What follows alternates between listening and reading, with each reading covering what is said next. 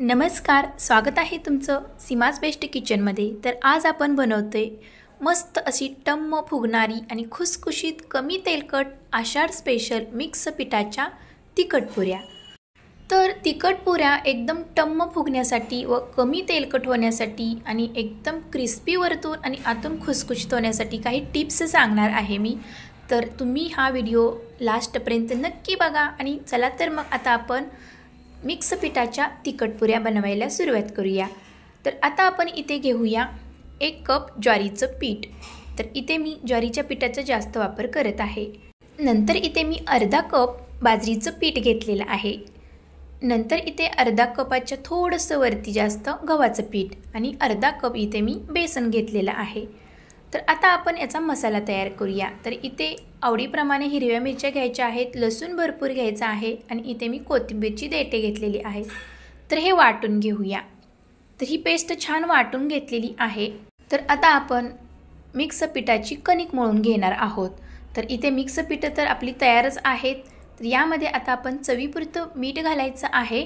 नंतर इथे थोडीशी अगदी हळद घालायची आहे आणि इथे मी धना पावडर 1 चमचा घातलेली आहे आणि गरम मसाला अर्धा चमचा आणि जिरेपूड अर्धा चमचा आणि लाल तिखट अगदी थोडंसं घातलेलं आहे, कारण की आपण हिरव्या मिरचीचा वापर केलेला आहे। तर ही पेस्ट आपण आता वाटून घेतलेली घालूया आणि नंतर इथे मी 2 चमचे कडकडीत तेलाचं मोहन घातलेलं आहे आणि आता आपण हे तेलाचं मोहन या पिठांना चोळून घेऊया। तर हे पिठाला मोहन छान चोळून घेतल्यामुळे पुऱ्या खुसखुशीत होतात, तेलकट होत नाही आणि मेन इन्ग्रेडियंट आहे आपला हा साखर। तर इथे मी 1 चमचा साखर घातलेली आहे। साखर घातल्यानंतर पुऱ्या तेलकट होत नाहीत आणि पुरीला कलर मस्त ब्राऊन येतो। तर आता आपण हे पीठ छान घट्ट मळून घेऊया। जास्त पाण्याचा वापर इथे करायचा नाही। तर पुरी तेलकट होऊ नये म्हणून मी इथे साखर थोडीशी घातलेली आहे आणि खुसखुशीत होण्यासाठी इथे मी तेलाचं मोहन घातलेलं आहे। तर ह्या छोट्याशा टिप्स लक्षात घ्या। तर आता आपण हे पीठ छान घट्ट मळून घेऊया। तर बारीक चिरलेली कोथिंबीर माझ्याकडून विसरली होती घालायची, ती आता मी वरतून घालत आहे आणि आता हे कोथिंबीर आपण मिक्स करून घेऊया पिठामध्ये। तर जास्त सैलसर पीठ मळायचं नाही, तर घट्ट पीठ आपल्याला मळायचं आहे। तर हे पीठ छान मळून झालेलं आहे। तर वरतून तेलाचा थोडा हात लावून हे पुन्हा एकदा एकजीव गोळा करून मळून घेऊया। तर पीठ तयार आहे। लगेचच आपल्याला याच्या पुऱ्या करायच्या आहेत। तर इथे मी तीळ घेतलेला आहे। तर पुऱ्यावरती तीळ लावायचं आहे आपल्याला वरतून।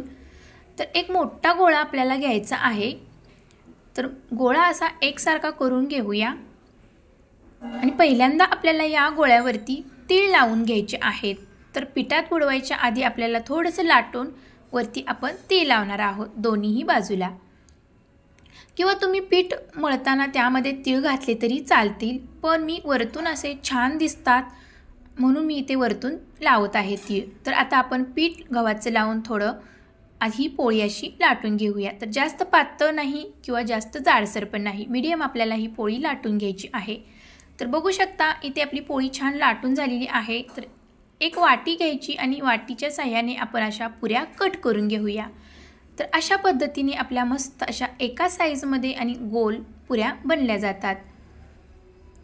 तर किती मस्त अशी झालेली आहे पुरी, बघा तुम्ही, एकसारखी आणि एकदम जाड पण नाही आणि एकदम पातळ पण नाही। तर अशा पद्धतीने इथे आपण ह्या पुऱ्या बनवलेल्या आहेत। तर बाकीचं जे पीठ राहिलेलं होतं त्या आता मी सर्व पुऱ्या बनवून घेते। तर इथे सर्व आपल्या पुऱ्या लाटून मस्त अशा बनवून झालेल्या आहेत। तर एवढ्या पुऱ्या झालेल्या आहेत पिठामध्ये लाटून, वरतून तेल लावलेलं आहे, किती मस्त दिसत आहेत। तर इकडे तेलही आपलं गरम झालेलं आहे। तर गरम तेलामध्ये आता आपण या पुऱ्या तळून घेऊया। पुऱ्या तळताना गॅसची फ्लेम मीडियम ठेवायची आणि पहिल्यांदा एकदम जास्त गरम तेल करून घ्यायचं आणि नंतर पुरी टाकल्यानंतर मीडियम ठेवायचा गॅसची फ्लेम। तर अशा पद्धतीने आपण ही पुरी तळून घेऊया। तर तुम्ही बघू शकता मस्त अशी टम्म फुगलेली आहे। वरतून तेल शिंपडायचं, लगेचच पुरी आपली तळली जाते। तर पुरीचा कलरही तुम्ही बघू शकता किती मस्त गोल्डन आलेला आहे आणि क्रिस्पी तळलेली आहे। तर आपण यामध्ये साखर घातलेली होती, त्यामुळे साखरेमुळे पुरी आपली गोल्डन कलरमध्ये झालेली आहे आणि आतून एकदम खुसखुशीत आणि टेस्ट पण फार छान लागते। तर बघू शकता किती मस्त टम्म अशा पुऱ्या फुगतायत। तर अशा पद्धतीने आपण आता सर्व पुऱ्या इथे तेलामध्ये तळून घेऊया। तर खूप काही वेळ लागत नाही, पटकन या पुऱ्या तळल्या जातात। तर इथे आपल्या तयार झालेल्या आहेत सर्व पुऱ्या खमंग आणि खुसखुशीत आणि क्रिस्पी तळून। तर बघू शकता तीळ वरतून लावल्यामुळे किती सुंदर दिसत आहेत या पुऱ्या।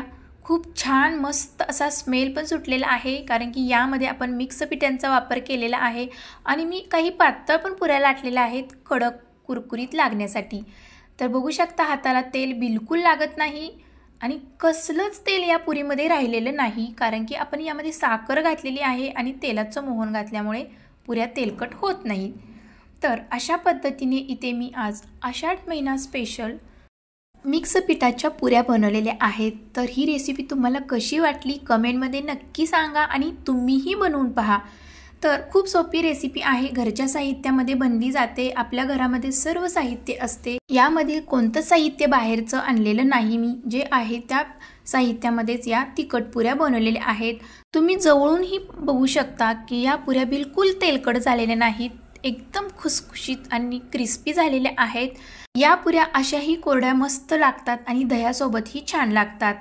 आणि आता एक तुम्हाला मी तोडून दाखवते की कशी झालेली आहे पुरी।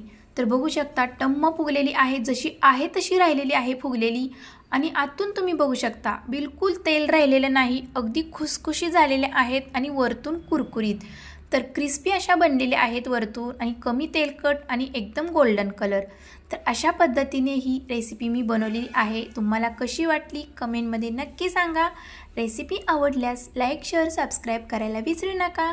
तर भेटूया अशाच नवनवीन रेसिपीमध्ये, तोपर्यंत मस्त खा आणि स्वस्त रहा। Bye bye.